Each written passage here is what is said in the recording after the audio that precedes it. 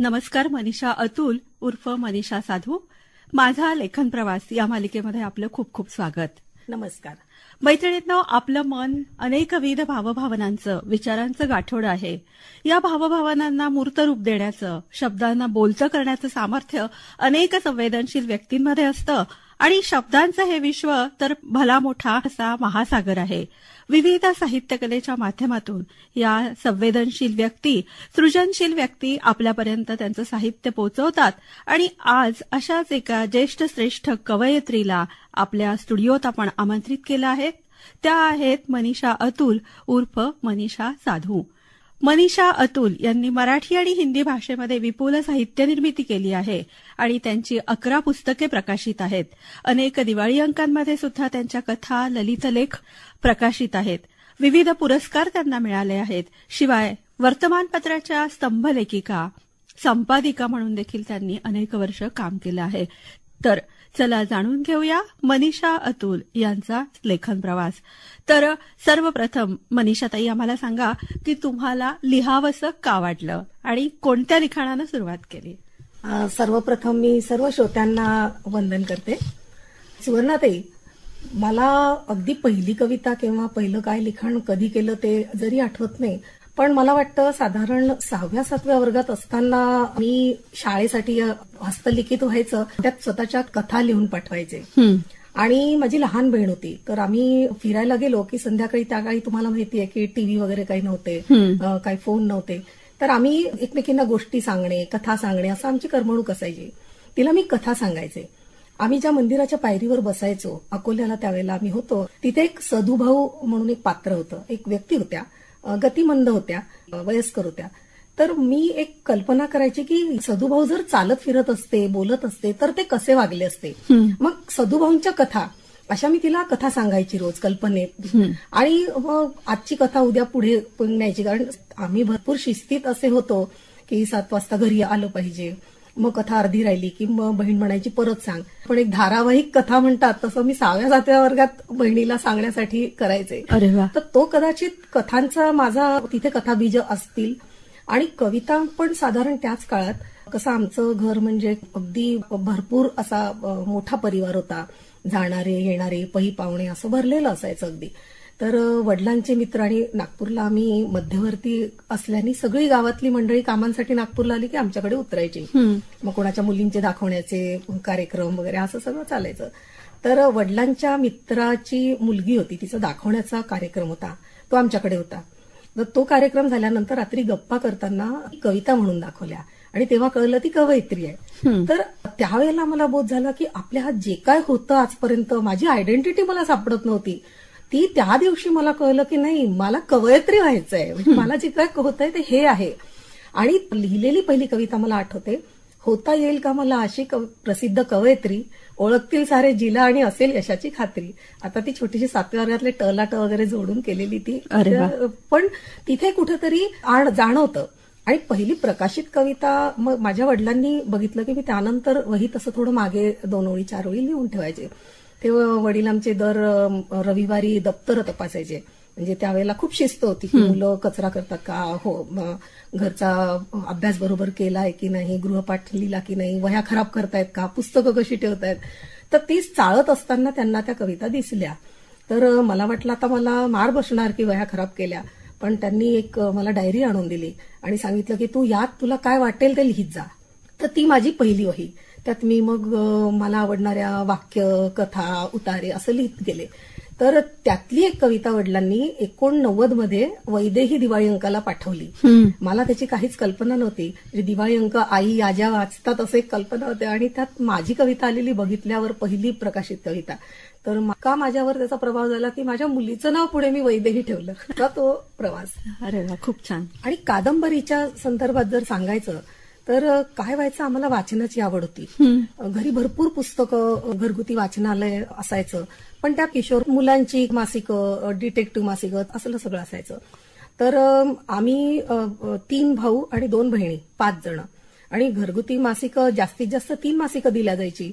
मग ते 3 भाऊ वाटून घ्यायची आणि आपापसात त्यांचं एक्सचेंज करून ते सगळं वाचणं होईपर्यंत आम्हाला मिळायची नाही. बरं, त्यानंतर ते लोक वापस करायचे. तर जो काय वेळ मिळेल रात्री बेरात्री आम्ही दोघी बहिणी टपून बसायचो की कधी आम्हाला ते वाचायला मिळतं. मग बरेचदा असं व्हायचं की अर्धवट वाचणं झालं आणि पुस्तक गेलं. मग ती जी तडफड व्हायची, मग मी उरलेल्या कथा मी लिहून काढायचे किंवा मग बहिणीला सांगायच्या, त्या पूर्ण करायच्या. आणि थोडं मोठं झाल्यानंतर माझ्या शेजारची जी मैत्रीण होती तिच्या मामाकडे कादंबऱ्या ते वाचायचे, उपन्यास, हिंदी उपन्यास, तर त्या आम्ही चोरून वाचायचो. तर मामा ऑफिसला गेले की आम्ही ते आणून गच्चीत झाडावर वगैरे बसून ते वाचायचो. बरेचदा काय व्हायचं की ते मामा पण त्यांनी पुस्तक वापस केलं की अर्ध राहिलं, मग आता क्लायमॅक्स आला आणि मग काय करायचं. मग ती आणि मी दोघी अस्वस्थ. मग मी वह्या कागद घ्यायची आणि लिहून काढायचे ते सगळी पात्र प्रसंग आणि पुढे प्रतिसंहितेची निर्मिती आम्ही त्यावेळेला, तर ती 15-20 पानं त्यावेळेला लिहून काढायचे 7व्या-8व्या वर्गात. अरे बापरे. कदाचित ही सगळी कादंबरी म्हणा, कथा म्हणा, कविता म्हणा, ही सगळी बीज साधारण 7व्या-8व्या वर्गापासून 10व्या वर्गापर्यंत अशी सापडती. बालपणीच तुम्ही एवढे 15 पानं 16 पानं लिहित होतात. तर लिखाण तुम्ही कोणकोणत्या विषयाचं करता आणि तुम्हाला हे विषय कसे सुचतात? विषय मी असा कधीही आजपर्यंत मी विषय ठरवून किंवा काय लिहायला बसले नाही. म्हणजे बरेचदा आता मागवतात लोक दिवाळी अंकांसाठी वगैरे, पण तसा काही विषय असला, त्यांची काही थीम आहे तर त्या दिशेने चिंतन होतं. पण माझं स्वतःचं लिखाण मी कधी ठरवून केलं नाही. म्हणजे मला हेही ठाऊक नसतं की लिहावंसं वाटतंय, पण ती मी लिहायला बसली तो विषय काय असेल, ती कविता आहे का, ती ललित आहे का, की त्याची कादंबरी होणार आहे. म्हणजे माझी पहिली कादंबरी मी कविता समजून लिहायला बसली आणि ती होत होत होत अख्खी पूर्ण कादंबरी झाली.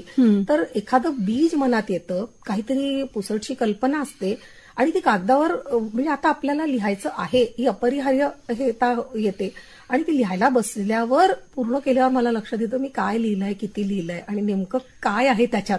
खरंच असं ते भारावलेल्या अवस्थेत असतं.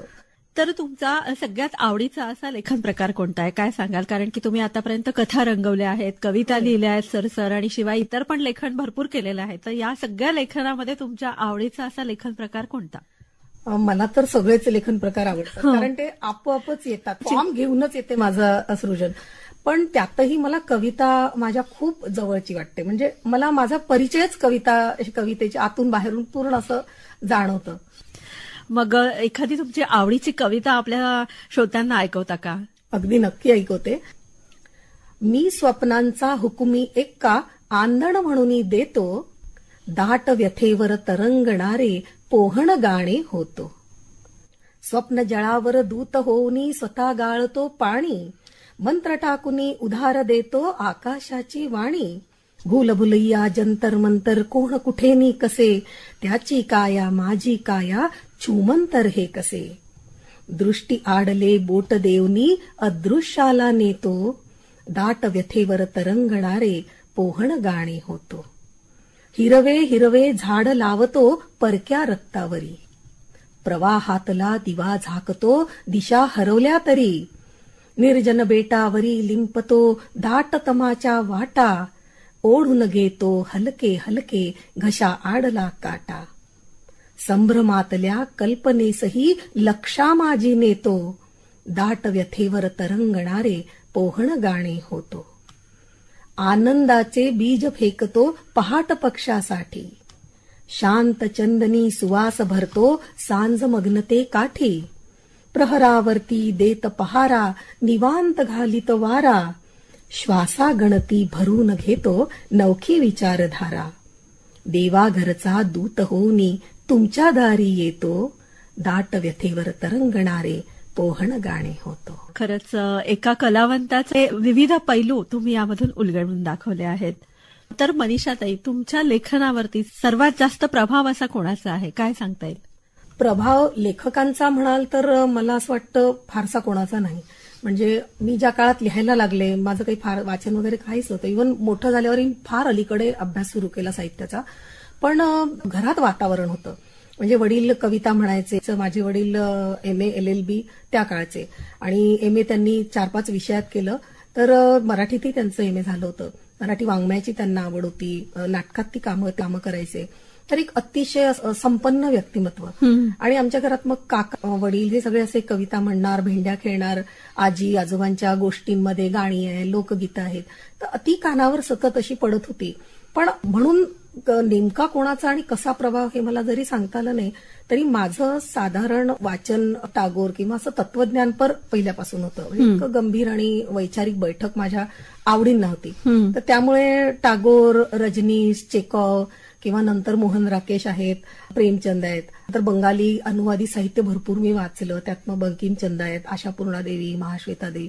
मग नंतर मिळेल ते किंवा झपाटल्यासारखं आहे ते एक लेखक आवडला की तो लायब्ररी जाऊन सगळा वाचून काढायचा. असं जे मिळेल ते मी वाचलं. त्यामुळे प्रभाव असा असेलही तर कदाचित या लोकांचा सूक्ष्म प्रभाव असू शकतो. मनीषाताई, तुम्ही लहानपणापासून इतकं सगळं विपुल लिहिताय किंवा आताही तुम्ही भरपूर लिहिताय, तर तुमच्या लिखाणाचा पहिला वाचक कोण, की तुम्हाला सर्वप्रथम लिहिल्यानंतर कोणाला पहिल्यांदा वाचायला द्यावीशी वाटते? अगदी पहिलं लहानपणी म्हटलं तर तुम्हाला सांगितलंय की मी फारसं कोणाला दाखवत नव्हते, पण त्यातही जर कोणी वाचलं तर माझ्या वडिलांनी. पण घरात असं इतकंही काही असं वाङ्मयीन वातावरण नव्हतं की मोकळेपणाने तुम्ही लिहिलं आहे आणि दाखवलंय. म्हणजे फार काही आपण करतो ते काय करतो हे समजत नव्हतं आणि लाज वाटायची की कोणी चिडवलं तर काय. बहीण भाऊ सगळे बरोबरीचे होते, तर काय चिडवतील का, कोणी काही म्हणेल का.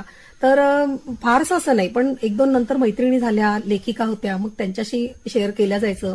आताही फार तर अगदी खूपच वाटलं तर मुलींना मी म्हणून दाखवते. पण बाकी जेव्हा ती प्रकाशित होते तेव्हा सगळे वाचकच माझे रसिक असतात खरं. हो, तुमची खूप सारी वेगवेगळी पुस्तकं आहेत, कविता संग्रह आहेत, ललितलेख आहेत, कथा आहेत आणि त्यांचं शीर्षकच इतकं आकर्षक आहे की ते शीर्षक पाहिलं की असं वाटतं कधी एकदा पुस्तक हे मी वाचून घेईल.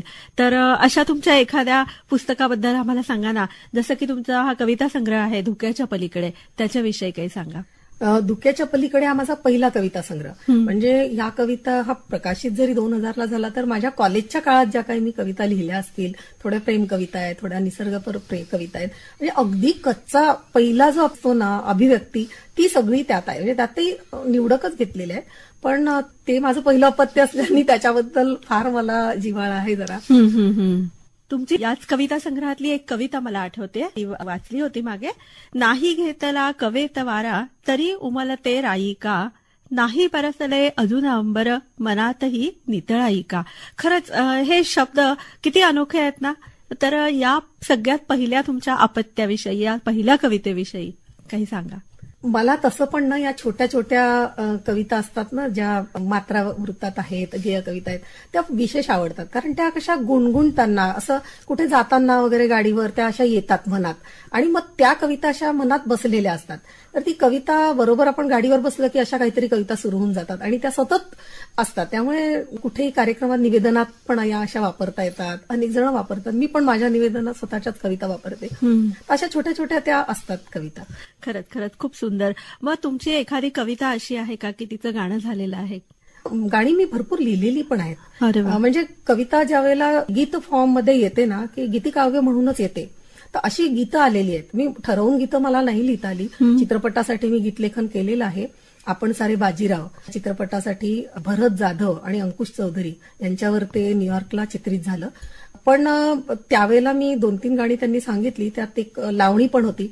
लावणीचा मी प्रयत्न केला, पण मला स्वतःलाच कदाचित थोडं ऑड वाटलं किंवा नाही करावंसं वाटलं, तर मग ते थांबवलं मी. आणि प्रेमगीत होतं एक त्यात, तर ते मी तिथे केलेलं होतं.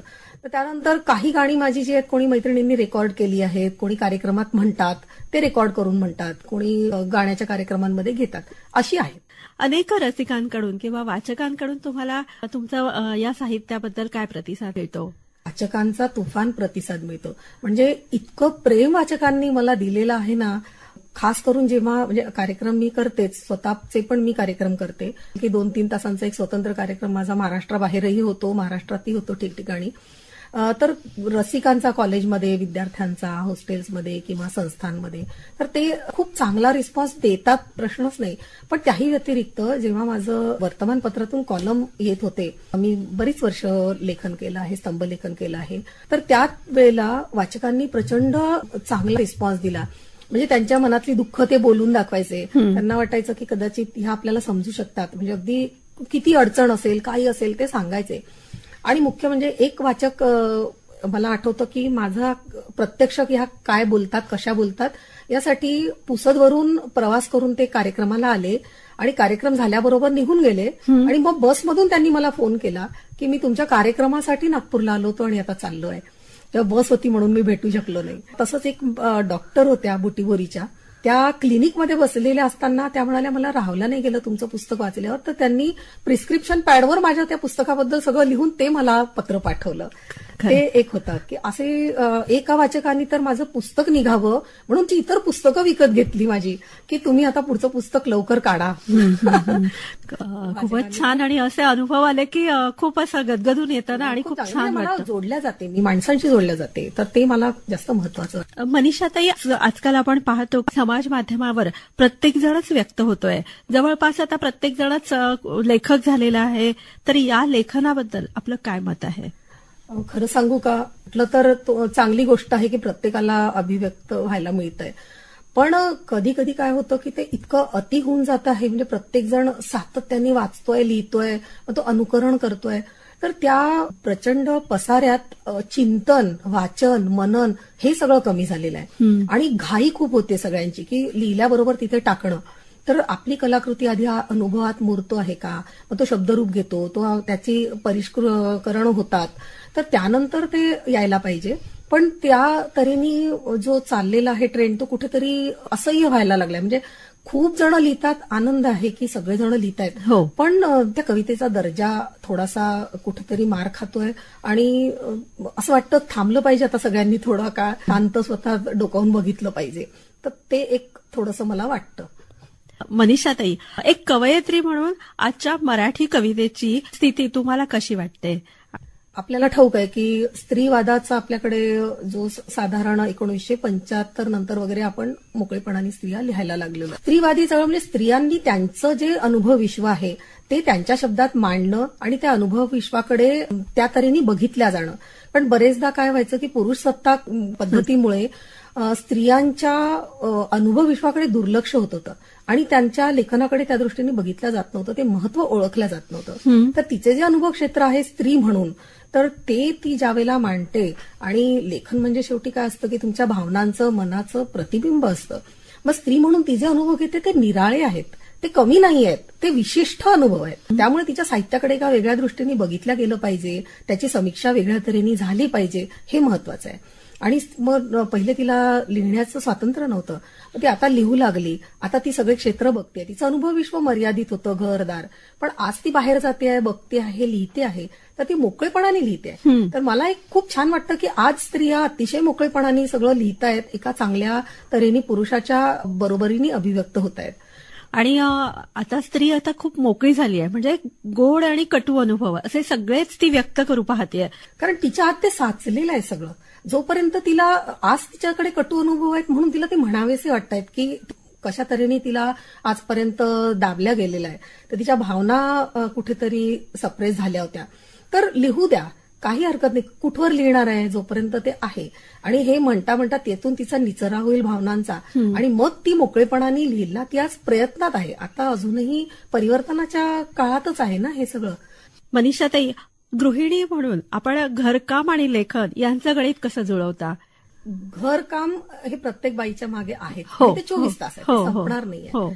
कविता हा पूर्णपणे एक वेगळाच भाग आहे. तर कविता कशी असते की ती इतकी आत आहे ना, जिथे आपण आहे तिथे कविता आहे.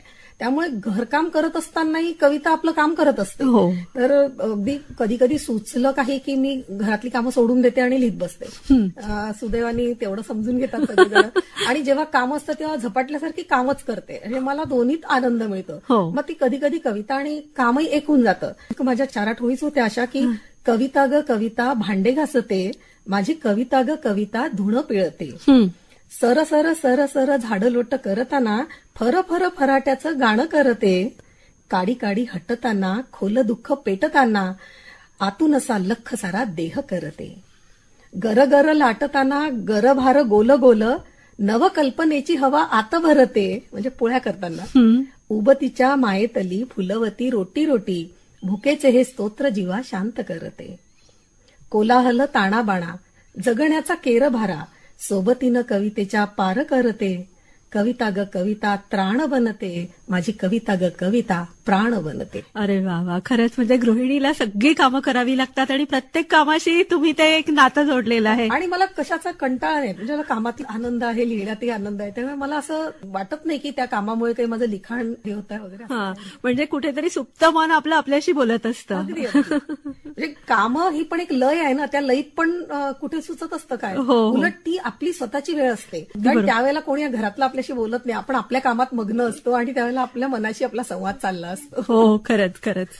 आपण खूप वेगवेगळी पुस्तकं लिहिली आहेत, तर पुरुषांच्या देशात या तुमच्या महत्वपूर्ण अभिनव पुस्तकाबद्दल काही सांगाल का? कारण याच्यामध्ये कथा आहे, मेल्स आहेत, मेसेज, कविता असे वेगवेगळे प्रकार आहेत. खरं तर हे मराठीतलं ना अतिशय महत्वाचं असं पुस्तक आहे. म्हणजे कादंबऱ्या या साधारण 19व्या शतकातच आता अगदी अलीकडचा तो साहित्य प्रकार आहे. त्याच्यात अजूनही परिवर्तन होत आहेत, नवनवे प्रयोग होत आहेत. तर असा प्रयोग आतापर्यंत झालेला नाहीये. हे पुस्तक आहे सौदी अरब या देशातलं. मी 12-13 वर्ष तिथे होते आणि तर त्याच्यात अशी काही ईमेल्स एकमेकांना केलेल्या, काही मेसेजेस आहेत, काही कविता आहेत त्या अनुभवांवर आलेल्या, तर त्या मी पुस्तकातच यासाठी ठेवल्या की त्या पार्श्वभूमीशिवाय समजू शकणार नाहीत. तर असं सगळं ते एक वेगळं पुस्तक आहे. आपलं एक ललित संग्रहाचं पुस्तक आहे कल्पांताचे तांडे, तर या पुस्तकाविषयी सांगा. आस्वादक ललित आहे ते. कधी आम्ही वेगवेगळ्या उपक्रमांमध्ये विदर्भ साहित्य संघाच्या ग्रंथ सहवासमध्ये कधी एखाद्या कवींवर बोलायचं आहे किंवा माझं काही नवीन आकलन आहे कवी बींवरचं किंवा सावित्री पुशिरे यांची, असं एक वैचारिक जे माझी भाषणं आहेत किंवा काही असे महत्वाचे लेख आहेत, महत्वाची चित्रपट समीक्षा आहे, असा सगळ्यांचा तो मी एकत्र संग्रह केलेला आहे. तर तो अभ्यासपूर्ण आहे आणि ते लालित्यपूर्ण आहे. अच्छा, आणखी आपला एक डेल्टा नावाचा कथासंग्रह आहे, शिवाय वर्तनांचे परीघ नावाचा ललित लेख आहे, तर या पुस्तकांविषयी सुद्धा आम्हाला सांगा. तुम्हाला मगाशी म्हणाले होते की माझ्या एका वाचकांनी 25,000ची पुस्तकं घेतली हे पुस्तक काढण्यासाठी, ती मला कळू दिलं नाही. तर ही माझा वर्तमानपत्रात आलेल्या लेखनातले निवडक लेख आहेत, त्यात वर्तनांचे परीघमध्ये. डेल्टा हा माझा कथासंग्रह आहे. फारशा कथा मी लिहिल्या नाही डेल्टामध्ये ज्या आल्या आहेत, आणि नंतरच्या ज्या आता डेल्टा नंतरचा एक कथासंग्रह येईल ज्याच्यावर आता माझं सुरू आहे काम. आणि आपण हिंदी भाषामध्ये सुद्धा विविध साहित्य लिहिलेलं आहे, तर या हिंदी भाषेकडे कशा काय वळला तुम्ही? नोकरी निमित्ताने आम्ही महाराष्ट्राबाहेर भरपूर राहिलोय. म्हणजे मध्य प्रदेशात राहिलो आहे, इटारसीला, दिल्लीला बरीच वर्ष मी होती. तर तिथे मी सांस्कृतिक विश्वात कार्य करत होते, सांस्कृतिक सेक्रेटरी म्हणून. तर त्यावेळेला सगळ्यांशी कम्युनिकेट करताना मराठी त्यांना समजायचं नाही, म्हणून मी हिंदीत लिहू लागले आणि तिथे ती थोडीशी आवड निर्माण झाली. नंतर मग मराठी इथले पण आपले कृष्णकुमार चौबे किंवा मधुप पांडे यांच्या सहवासात आले. मग त्यांनी पण खूप प्रेरणा दिली की नाही तुम्ही छान लिहिता, तुम्ही लिहा. तर त्यांच्या मासिकांसाठी, हिंदी साहित्य संघाच्या मासिकासाठी मी लेखन केलं. तर असं तो एक संग्रह आलाय मग सावला चांद म्हणून. अरे वा. शिवाय तुमचं एक पुस्तक आहे मावळत का नाहीस किंवा सटवाई. या पुस्तकांच्या शीर्षकांमध्येच काहीतरी एक वेगळेपण आहे आणि ते पाहिलं की असं वाटतंच की पटकन हे पुस्तक उचलावं आणि वाचावं. तर या पुस्तकांविषयी सांगा. सटवाई आणि मुक्तमी असे 2 माझे कविता संग्रह एका वेळेला आले. त्या एकाच काळातल्या कविता आहेत, पण दवी कुलकर्णींनी त्यातल्या स्त्रीवादी कविता मला वेगळ्या काढायला लावल्या, स्त्री जाणीवेच्या. आणि सटवाई हा शब्द त्यांनी सुचवला की याला सटवाई तू नाव दे. तर तो संग्रह, कारण ते म्हणाले अभ्यासाच्या दृष्टीने या कविता एकत्रित असायला हव्यात.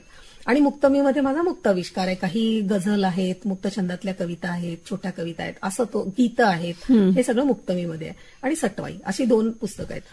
आणि ते मुक्तमीचं जे मुखपृष्ठ आहे त्याच्यामध्ये सुद्धा जी अ आ ई अशी जी बाराखडी आहे ती सगळी प्रत्येकाचं म्हणजे असं एक वेगळं अस्तित्व त्याच्यामध्ये दाखवलेलं आहे. हो, म्हणजे सगळं मुक्त आविष्कार आहे तो, की मनातलं कुठलंही नाही, सगळ्या प्रकारच्या फॉर्म मधलं जे काही आहे. मनीषा म्हणजे माझ्या व्यक्तिमत्वातही सगळ्या गोष्टी आहेत, पैलू आहेत, की एक गंभीरच आहे असं नाही, मी तितकी गंभीर आहे, तितकी कठोरपण आहे, तितकी खूप खेळकरपण आहे. तर तसंच माझ्या कवितांचंही कुठला एक प्रकार नाही आहे, ते पहिल्यापासून सगळ्या तऱ्हेचं लिखाण येत गेलं. तर आता जसं मावळत का नाहीस यात विशिष्ट स्त्री जाणीवेच्या कविता आहेत, की एक वेगळा फॉर्म थोडासा, म्हणजे माझ्या धुक्याच्या पलीकडे नंतर थोडा गंभीरपणे मी जेव्हा कविताकडे बघायला लागले त्यावेळेला आलेला असं एक टप्पा आहे एक पुस्तक म्हणजे.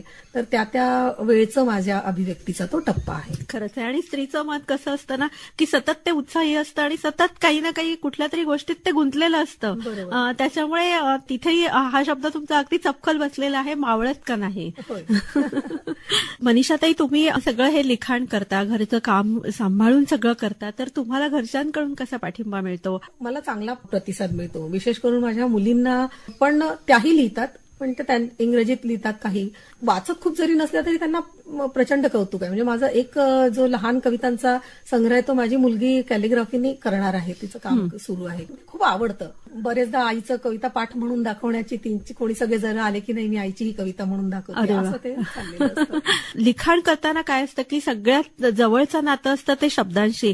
मग खूप मोठं शब्दभांडार असावं लागतं का लिखाण करताना? काय असतं की जेव्हा तुम्ही लिहिता तुमच्या मनात एखादी भावना येते, मग त्या भावनेचा पोत काय आहे ती बरोबर तसा शब्द तुम्हाला सापडला पाहिजे. म्हणजे एका गोष्टीला अनेक अर्थांच्या किनार आहेत. मग त्या 10 शब्द असतील त्या गोष्टीचे, तर तुम्हाला जर 10ही माहिती असतील तर तुम्हाला कळेल की या अनुभवाला मी एक्झॅक्ट कुठला उचलला पाहिजे. तर त्यामुळे तुमचं वाचन जर चांगलं असेल किंवा तुम्ही जास्त म्हणजे सगळ्यांमध्ये मिसळता आहात, भेटता आहात, लोकांना बघता आहात, ऐकता आहात, श्रवण, तुमचं निरीक्षण, ह्या सगळ्या गोष्टी त्या लिखाणात तुम्हाला संलग्न आहेत. आणि वाचन आणि लिखाण याचं सुद्धा काही नातं आहे का? अगदीच आहे ना. कारण तुम्ही वाचता तेव्हा तुमच्या चिंतनाची प्रक्रिया सुरू होते आणि मनन चिंतन हे लिखाणासाठी सुद्धा, म्हणजे दुसऱ्यांचे अनुभव वाचणं आणि स्वतःचे अनुभवही तपासणं, यासाठी कुठेतरी एक जी वाङ्मयीन प्रक्रिया असते पूर्ण, तिच्याशी तुम्ही परिचित होता. म्हणजे माझ्या ज्या आवडी निर्माण झाल्या कदाचित त्या वाचनातूनच निर्माण झाल्या असतील. म्हणजे एक संवेदनशील मन कसं बोलकं असतं. म्हणजे वाचन आणि साहित्य शेवटी आपल्याला काय करतं, भावसमृद्धी देतं ना. तर ती समृद्धी लिहिण्यासाठी सुद्धा गरजेची आहे. म्हणजे रसिक असो, वाचक असो की लेखक असो, सगळ्यांच्या आतमध्ये एकच घडामोड असते. कोणाला ते लिहिता येतं, कोणाला ते लिहिता येत नाही, एवढाच त्यातला फरक असतो. बरं मनीषाताई, तुम्ही हे जे वेगवेगळ्या विषयावरचं लिखाण करता, मग हे लिखाण करण्यासाठी एखादी विशिष्ट वेळ किंवा विशिष्ट ठिकाण, विशिष्ट जागा असं काही ठरलेलं आहे का? कवितेसारखी गोष्ट जेव्हा आतून येते ना त्यावेळेला ती वेळ काळ काहीच बघत नाही. अनेकदा तर असं झालंय मी गाडीवरनं जात होते आणि बहुतेक गाणी जी असतील ना, तो काय संबंध आहे मला माहित नाही, पण गीतं माझी स्कूटरवर जात असतानाच येतात. ती लय येते प्रवासाची. एकदा तर पुण्याला मी जात होते, पाऊस सुरू झाला आणि मला गीत येत होतं आणि असं वाटलं की आता मी घरी पोहोचेपर्यंत तर निघून जातील. आणि ते कसं असतं, त्यावेळेला नाही लिहून ठेवलं की ती सुटलं, ती बीजं गेली की तुमचं पूर्ण गीत गेलं, ती परत मिळत नाही. त्यामुळे मग काय करू म्हणून पटकन झाडाखाली गाडी थांबवली. पर्समध्ये काही कागद नाही, एक बिल सापडलं मला आणि कसं तरी त्याच्यावर मी सीटवर ठेवून लिहिलं. पाऊस पडतोय, ते कागद ओलावतोय, पण ती कशा तरी 2 ओळी लिहून 2 ओळी मनात म्हणत म्हणत मी घरी आले. ती कविता मला मिळाली, पूर्ण गीत ते मिळालं. आणि म्हणजे अंबाझरीचा मॉर्निंग वॉक यांनी मला अतिशय चांगल्या कविता, ज्या काही माझ्या निसर्गाच्या जवळच्या कविता आहेत किंवा गूढ गुंजनात्मक आहेत, त्या सगळ्या तिथे झालेल्या आहेत. तर तिथे पण असं झालं आणि मग 4 ओळींच्या पलीकडे लक्षात ठेवणं कठीण, कारण त्या जरा कठीण कविता होत्या. बरोबर. तर त्यावेळेला काय करायचं, तर मी शेवटी फिरणाऱ्या 2-3 विचारलं. मॉर्निंग वॉकच्या वेळेला जवळ काहीच नाही, त्यावेळेला स्मार्टफोन नव्हते, कागद असण्याचा, पर्स असण्याचा प्रश्नच नाही. मग त्यांना विचारलं तर त्यांनी चेक केलं, त्यांच्या खिशात एक एटीएमचं चिट्टोरं सापडलं. तर मी अगदी आदाशासारखं ते हिसकून घेतलं. हो चालेल चालेल. त्याच्यावर मग आता पेन काय करायचा, मग गार्डला पेन मागितला. तिथं म्हणाला फक्त रजिस्टर आणि पेन आहे, तर त्याची ती रिफिल चाले ना. मग त्या सिमेंटच्या ओट्यावर ठेवून कसं तरी ते खरडलं, पटकन घरी निघून आले आणि मग ती कविता पूर्ण केली. तर अशा गमती होतात. खरंच आहे, म्हणजे संवेदनशील, सृजनशील मन काय काय कला दाखवेल काही सांगता येत नाही. तर मनीषाताई, तुम्हाला खूप सारे पुरस्कार मिळालेले आहेत, तर त्या सगळ्या पुरस्कारांबद्दल, त्या सोनेरी क्षणाबद्दल काय सांगाल? जसं हे तर पुरस्कार येत असतात, जात असतात, पण बडोद्याच्या विद्यापीठात माझं पुस्तक बर्तानांचे परिघे MA अभ्यासाला लागलेलं आहे. गुजराती साहित्य जर्नलमध्ये अनेक कविता प्रकाशित झालेल्या आहेत, तिथे चर्चासत्र झाली आहेत. गोव्याला माझ्या साहित्यावर 4 दिवसांचा महोत्सव झाला, साहित्य महोत्सव झाला. केरळ युनिव्हर्सिटीच्या जर्नलमध्ये माझी कविता आलेल्या आहेत अनुवादितून. साहित्य अकादमीची फेलोशिप मिळालेली आहे. माझ्यासाठी पुरस्कार आहे. बरं मनीषाताई, आता तुम्हाला अजून काय लिहायचं आहे? बरेच दिवस झालं दीर्घ लेखन माझं काही झालेलं नाहीये. त्यामुळे तंत्रज्ञानाच्या याच्यानंतर पूर्ण समाज विस्कळीत पण झाला आहे आणि ते कुठेतरी पकडायचं आहे. आणि प्रहर हे जे दीर्घ काव्य आहे, तर त्याच्या पुढचा भाग ही वाटतं आहे की ते लिहायला हवं. एक एक पायरी आपण वर जातो, तर त्याच्याही आणखीन कुठेतरी वर गेलं पाहिजे. तुम्ही लिखाण करतात, या लिखाणामुळे तुमच्या व्यक्तिमत्वात काही बदल झालाय का? जबाबदारीची जाणीव आली आणि कुठेतरी प्रगल्भता एक आतून बाहेरून असते. आपल्या आवडी त्या तऱ्हेच्या होतात. सगळ्या छोट्या गोष्टींचाही मी आनंद घेते, पण अभिरुची एक संपन्नता जी म्हणतो ती आपल्याला स्वतःला जाणवते आणि समाधान जाणवतं. म्हणजे स्वतःशी बोलण्याची ती तर पहिल्यापासून, म्हणजे मला लहानपणापासूनच ती सवय आहे. तर जाता जाता आपल्या सख्यांना काय संदेश द्याल? अगदी मोकळेपणाने लिहा, व्यक्त व्हा. फक्त कसं असतं की घरात दुःख आहेत, सुख आहे, त्याच्यात गुंतून राहू नका. अडचणी आहेत, स्त्रियांचं बरेच जास्त की त्या सतत त्या अडचणींचाच विचार करतात किंवा सतत तीच चर्चा करतात. तर त्यातून बाहेर पडा. या अडचणी आहेत, आयुष्य चालूच राहणार आहे, सुखदुःख येत जात राहणार आहेत, दिवस पालटत असतात, चांगले वाईट सगळे. तर स्वतःला ओळखा आणि स्वतःसाठी पण थोडा वेळ काढा. कुटुंबात तुम्ही आनंदी राहाल तर कुटुंब पण आनंदी राहील. आणि आनंद हा असा आहे की तो प्रसर पावतो, इतरांपर्यंत जातो. तुम्ही दुःखी व्हाल तर सगळं घरावरती सावली येते. त्यामुळे आनंदी राहा. ते अगदी म्हणजे एकटी मी कधीच नसते, माझ्यासोबत मी असतेच, पण तो आनंद आणखीन वाढतो. बरं, आपण कविता लिहिता, दीर्घ कविता, खंडकाव्य, गझल लिहिता, तर सर्वात आवडीचा असा काव्य प्रकार कोणता? मला कविता सगळ्यात जास्त आवडते. अच्छा. आणि त्यानंतर मला जर आवडत असेल तर मला कादंबरी आवडते. अर्थात लिहिणं नाही झालं, एक कादंबरी तर माझी अप्रकाशित तशीच राहिली, पण आता मी लिहिल. वैचारिक जे मी लिहित असते, मधून मधून सामाजिक लिहित असते, सामाजिक आशयांवर लिहिते, ते मला आवडतं. मग त्याच्यातला एखादा गझल प्रकार 2 ओळीमध्ये सांगा ना. शेर मी सांगू शकते. पापण्यांनो का तुम्हाला लाजणे मंजूर नाही, स्वप्न वेडेसे हवे पण जागणे मंजूर नाही. हाक देता अंतराला, वादळाला खो जरासा, रान उठता भावनांचे दाटणे मंजूर नाही. पापण्यांनो का तुम्हाला जागणे मंजूर नाही. खरंच खूप छान. मनीषाताई, तुम्हाला लिखाणाव्यतिरिक्त इतर कोणकोणते आवडीचे छंद आहेत त्याविषयी?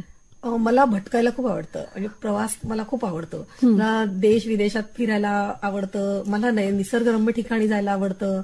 लोकांमध्ये मिसळायला आवडतं. आणि प्रवासही मुख्य म्हणजे ट्रेननी असो किंवा बसनी असो, जो कुठेही. तर प्रवास करताना माणसं बघणं. आणि मला फोटोग्राफीचा छंद आहे. तर विशेष करून जी प्रवासात स्ट्रीट फोटोग्राफी किंवा जर्नीमध्ये, तर अशी सिरीजमध्ये मी फोटो काढते. आणि अजून हौशी ह्याच्यावरच आहे, पण मला वाटतंय की त्यात आपण प्रोफेशनल फोटोग्राफी शिकावी, ही एक माझी इच्छा आहे. तर मनीषा अतुल उर्फ मनीषा साधू, आपण आमच्या या आकाशवाणीच्या स्टुडिओत आलात आणि माझा लेखन प्रवास या मालिकेमध्ये आपण इतक्या मनमोकळ्या गप्पा केल्यात. तुमच्या लिखाणाचे वेगवेगळे संदर्भ, वेगवेगळे पैलू आम्हाला अलगद उलगडून दाखवलेत. त्याबद्दल आकाशवाणी नागपूरतर्फे तुमचे खूप खूप धन्यवाद. तुमचेही आभार मानते. आनंद. धन्यवाद.